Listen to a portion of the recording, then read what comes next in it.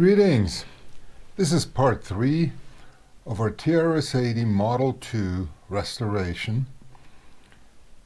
If you haven't seen parts 1 and 2, you might want to watch those and to follow the journey along, because this on its own would leave out a lot of information. But I think there were quite a few things that got fixed in here. And when we left episode 2, the last thing to test was the actual 8-inch drive. We used a Gotek before because I wanted to reduce the unknowns as much as possible. We got it to boot off the Gotek. So now what I've done is I have removed the Gotek, cleaned up the wiring a little bit,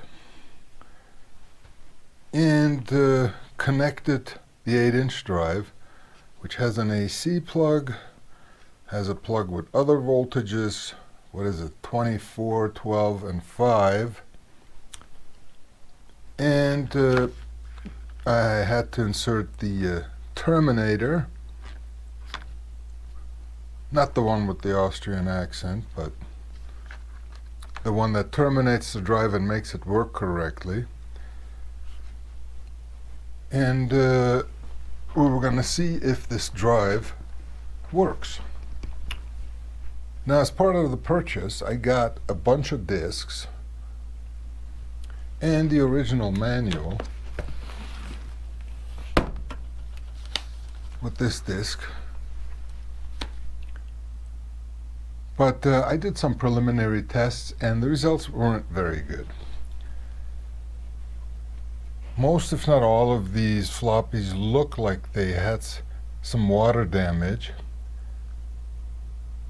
or were in a high moisture environment, and my suspicion was right. None of them worked. So at this point, of course, we don't know if it was the drive or not, but I decided to give it a second chance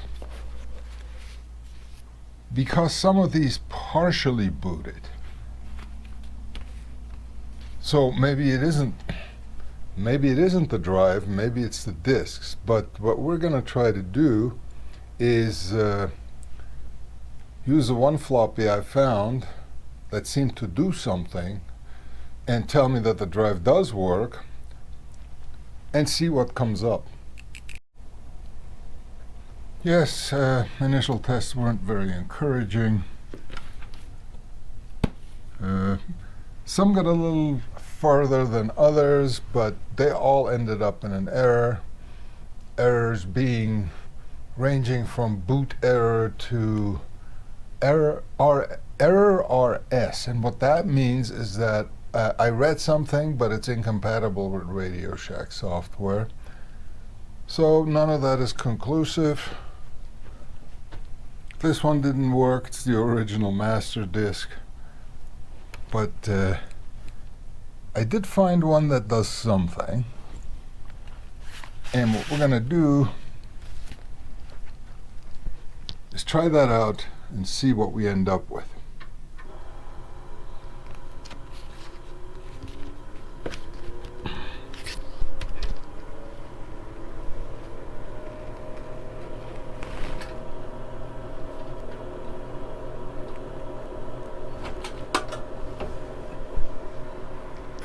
Okay, so it is booting.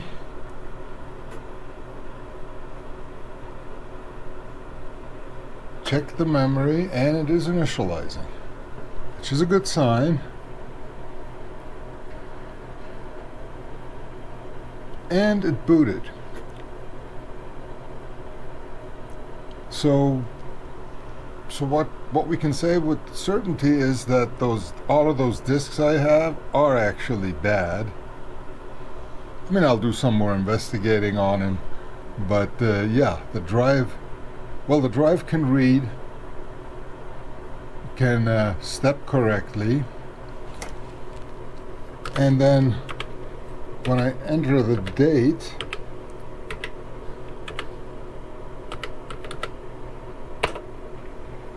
and the time, it tries to boot scripts it. So it's got some sort of an autoloader on this disk. And that's where the happiness ends.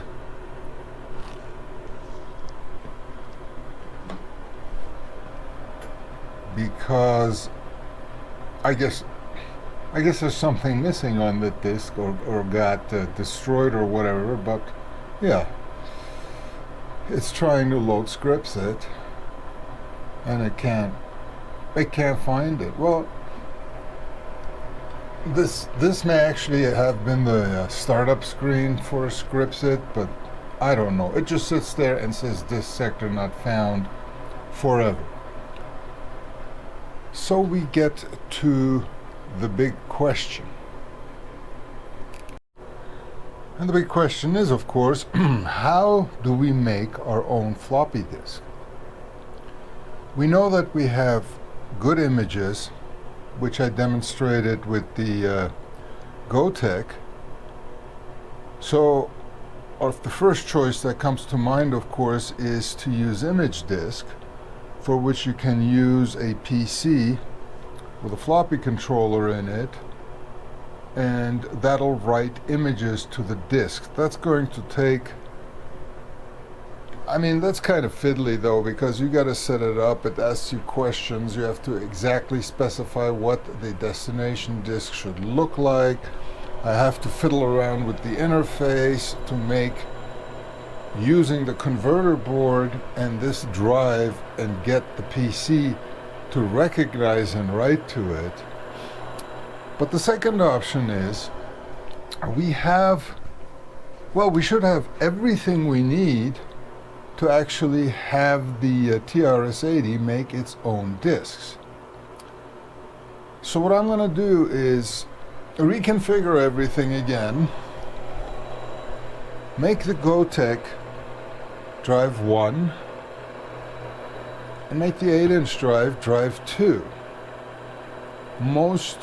Not most, but some of the OSs I've looked at have a backup program in them. So we'll boot an OS and we'll tell it to back up itself to drive 1. Now, to make this test more determinate, I have some extra floppy disks that I had from before. Some of them are brand new, and we're going to do it with one of the brand new floppies. Here's a brand new disk. We labeled it DP test, and that stands for DOS Plus test. The reason I chose DOS Plus, it's a lot faster than TRS DOS and seems to handle the operations of formatting and backing up and all of that good stuff much better than TRS DOS. So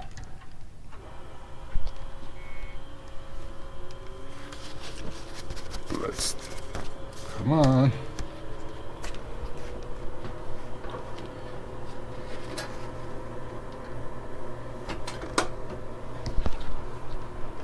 Let's click through the date, time, and see it comes up very quickly. So then, what do we want to do? We want to do backup. It also accepts lowercase, which TRS DOS doesn't. Not a big difference, but attention to detail. We want to read 0 and write to 1. And 1 should be unformatted. Well, it should be because it's brand new, but I bulk erased it anyway, just so we don't get any weird errors. Wants to know today's date, which is irrelevant right now.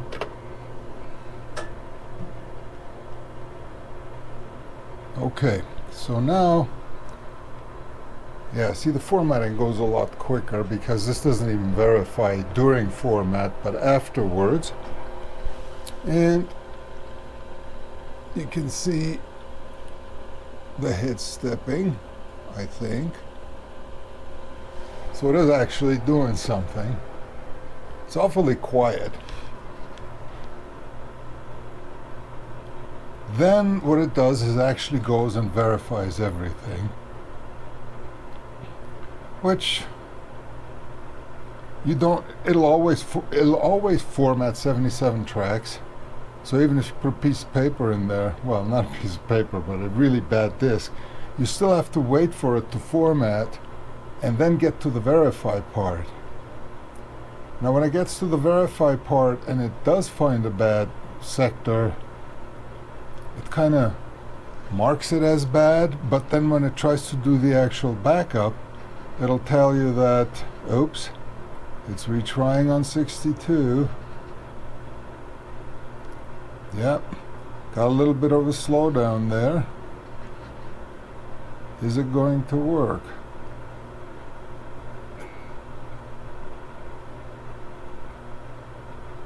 Okay, it did retry on some of the higher sectors, and it's doing a selective backup. It's not like copying everything. It actually reads the directory and then tries to see and finds what blocks are used, what sectors are used, and just copies those. And I guess so far so good. Doesn't like it retried but passed, so we don't have a very reliable disk here. It's not it says it's done. It's not complaining or erroring out yet, but that's what happened. So now we got to try this disk, the one that we just made, and see if it'll actually boot from that disk. So it's kind of painful to change the drive select when the drive's inside. Don't know if you can see that, but there's a yellow jumper right there, and that selects the drive ID of the 8-inch drive. And with my dainty fingers, I can't get in there, so this pair of pliers is my drive select tool. I probably have to put a switch in and bring a little breakout board out where the 4 drive selects are on a small board hanging down here, and making it easy. But yeah, I disconnected this drive, the Gotek, and on the long run, probably, you know, the Gotek will be the second drive and this will be the first drive. But let's see, here's our disk. Now another thing, I don't know if I talked about this, but they warn you that you shouldn't have a disk inserted in the drive when turning on power or turning off power. I think it inherited that from the Model 1 TRS, which will eat disks, not so much on startup, but when you shut it down. And the Model 1 doesn't have a head load, so on the Model 1 it's really bad. At least this thing has a head load signal. Load, not load, load, not load. But at least during startup I don't see this flutter or anything, so I think you were good on startup of having a disk in. But I guess if you turn it off at an inopportune time, you know, where the head is still loaded, it's writing, or during turn off, this thing starts, you know, intermittently fluttering or just getting pulled in, it will eat your disk. So we don't want to do that. So click. Yeah, we're going to live dangerously, but basically, let's see if I plug back everything in. Drive select, well, drive select back there, little yellow guy. Of course, the drive cable and the terminator is also back in. So here we go.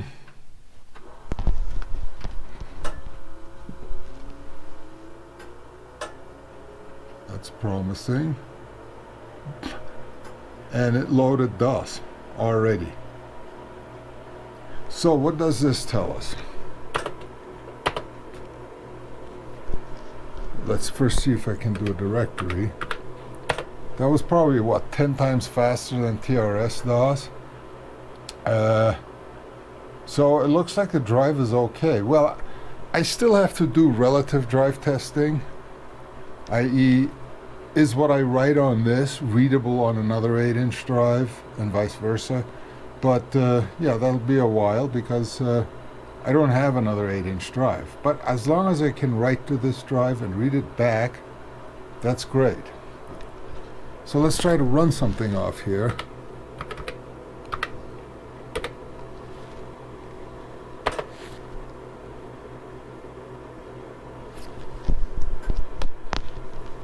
That actually worked, which is great.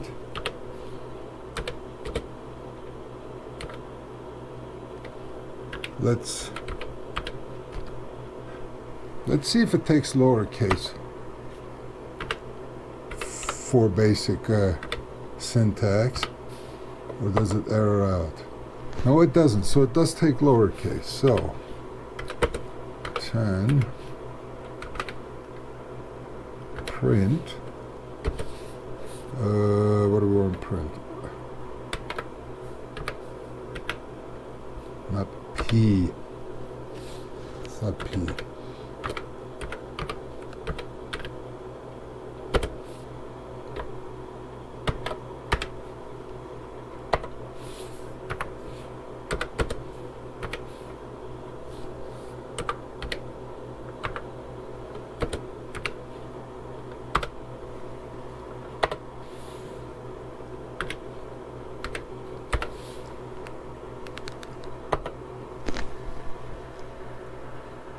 All right.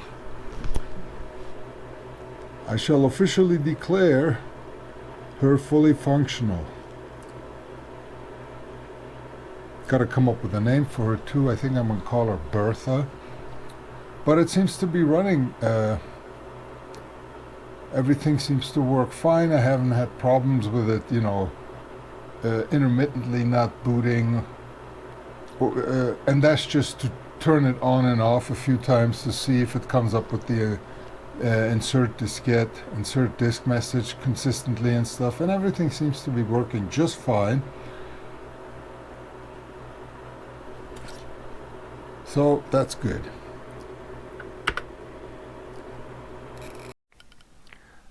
So I got bold and I made a TRS-DOS diskette the same way I made the DOS Plus one. And no, I'm not including that in the video because it takes about 5 times as long as the DOS Plus procedure took. Oh, come on.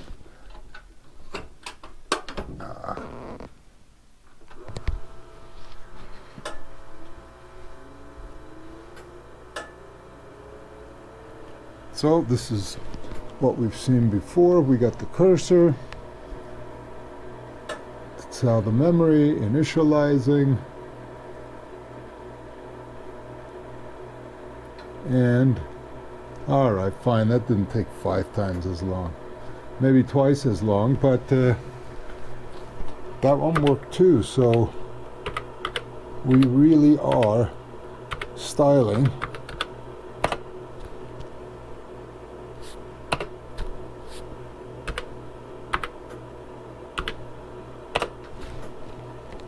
see, got an error because it doesn't like lowercase.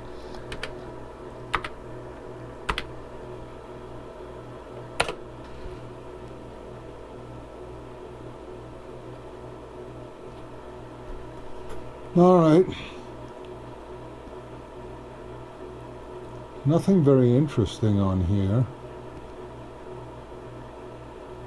Huh. Well, just for grins, let's see if it'll run basic.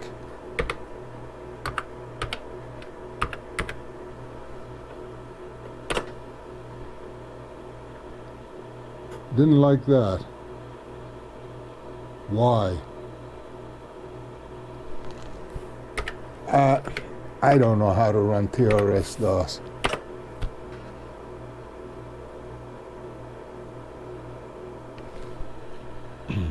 Okay. So it does run basic, that's good. And there's one last thing I'll try here.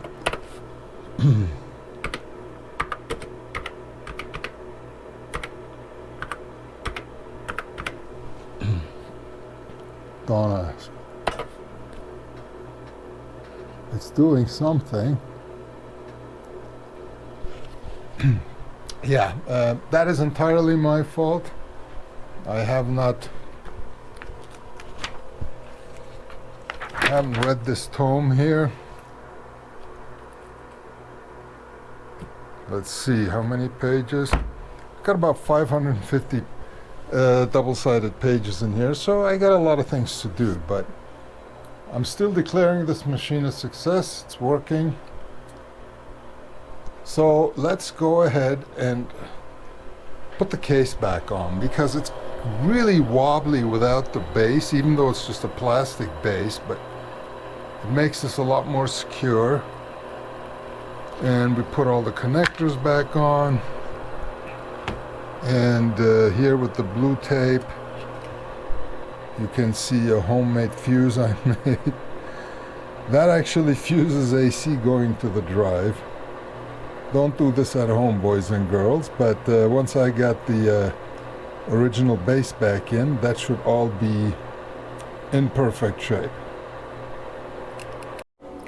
Well, she's put back together, looking good. Just passed the 64K memory test, which ran for half an hour, so I think are good. It was pretty challenging to put the rest of the case back, which was the bottom part here and the front part. This one's the top is easy. She is pretty much original except for the GoTech, but that's going to be an integral part of the setup. I still have to make a breakout jumper PCB so that you can change the drive ID on the internal drive, because one of the side quests is to make a nice floppy collection off of the images I have on the GoTech.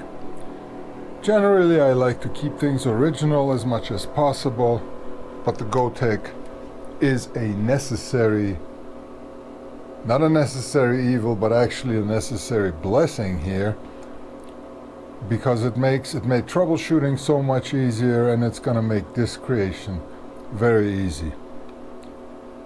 One disheartening hiccup I had was I put it all back together, turned it on, and I had no video. Of course I ripped the cage apart, I did some signal testing, and after going up a few blind alleys, I found that the controls for contrast, you probably can't see it, but they're here, and brightness are over here.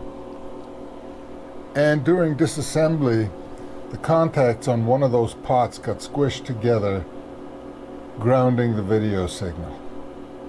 So that was an easy fix once found, and everything seems to be working nice. So thanks for watching. Please subscribe and like and comment. See you next time.